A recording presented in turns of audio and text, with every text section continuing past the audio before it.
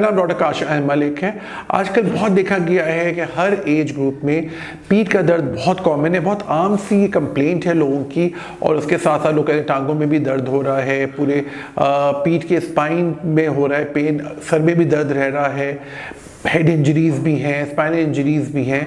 तो चूंकि हर हॉस्पिटल का जो बहुत पॉपुलर और सबसे ज़्यादा डिफ़िकल्ट और सबसे ज़बरदस्त जो सर्जन होता है वो न्यूरो सर्जन ही होता है, बिकॉज वो आपके ब्रेन और स्पाइन की पूरी एनाटमी, फिजियोलॉजी, ऑपरेशंस करता है, जो कि आपको काफ़ी बीमारियों से, आगे जाके चीज़ों से बचाते हैं और कभी कभी ज़रूरी भी हो जाता है हेड इंजरी में।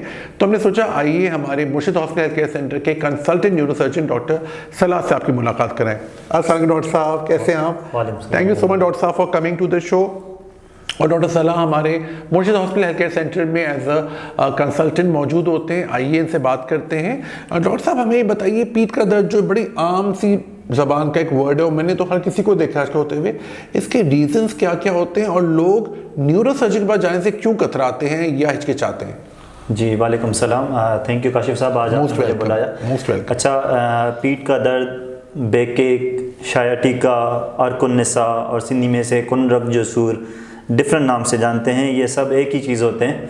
ये जो है कमर में दर्द जो किसी एक टांग में जाता है तो उसके लिए ये टर्म्स यूज़ करते हैं।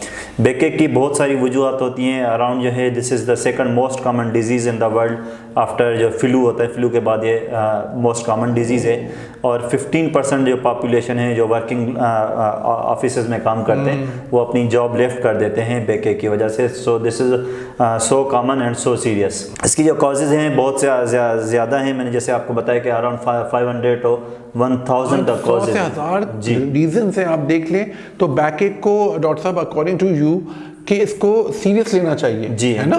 जी। अच्छा, इसमें जो है मोस्ट कॉमन काज जो होती है वो पोजीशनल होती है।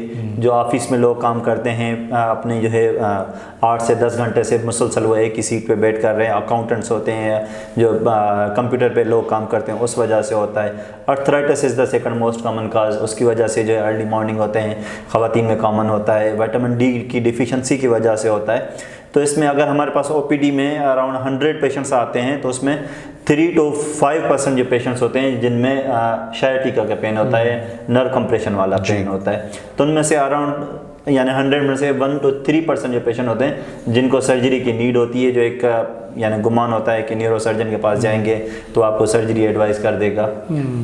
नहीं, पहले तो आप कंजर्वेटिव ट्रीट करते हैं और फिर अब तो बड़े अच्छे ट्रीटमेंट हैं। डॉक्टर साहब हेड इंजरी बड़ी कॉमन है, आरटीए, रोड ट्रैफिक एक्सीडेंट बहुत, अब लड़के तो हैं ही, अब तो लड़कियां भी मोटर बाइक चलाने लगी हैं कि अक्सर मैंने देखा है वो हेलमेट नहीं पहनते।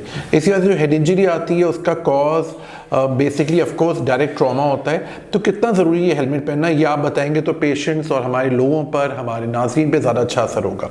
जी, हेलमेट पहनना बहुत ज़्यादा ज़रूरी होता है क्योंकि जो ब्रेन के टिश्यूज़ होते हैं जिनको हम न्यूरॉन्स कहते हैं उनमें पावर ऑफ रीजनरेशन नहीं होती है। तो अगर खुदा न खास्ता आपके हेड इंजरी होते हैं, ख़ास तौर पे जो स्क्वामस पार्ट होता है बोन का, वो बिल्कुल इतना कमज़ोर होता है जैसे एक का जो शेल्फ होता है इतना कमज़ोर होता है। अगर माइनर जैसा ट्रामा होता है उसकी वजह से खुदा न खास्ता जान भी जा सकती है। अगर कोई ब्रेन इंजरी होती है तो उसकी वजह से लाइफ लॉन्ग जो है वो नर्सिंग केयर पे भी आ सकते हैं, वीकनेस भी आ सकती है। तो हेलमेट पहनना बहुत ज़्यादा ज़रूरी है। ये एहतियात यानी आपको बहुत बड़े नुकसान से बचा सकती है। ज़बरदस्त डॉक्टर साहब आपका बहुत बहुत शुक्रिया, आपने टाइम निकाला। डॉक्टर सलाह मुर्शिद हॉस्पिटल में एज अ न्यूरो सर्जन होते हैं और आपकी उनसे मुलाकात कराने का मकसद ही ये था कि आपकी जो हिचकिचाहट है, झिझक है, न्यूरो सर्जन को दिखाने के लिए वो ख़त्म हो। किसी को भी पीठ का दर्द है, सर में दर्द है, कोई ऐसा प्रॉब्लम है तो न्यूरो सर्जन को दिखाइए और वो आपको पहले तो कंजर्वेटिवली ट्रीट करेंगे और तकरीबन ज़्यादातर केसेस ठीक हो जाते हैं। सर्जरी तो बिल्कुल लास्ट रिजॉर्ट होती है।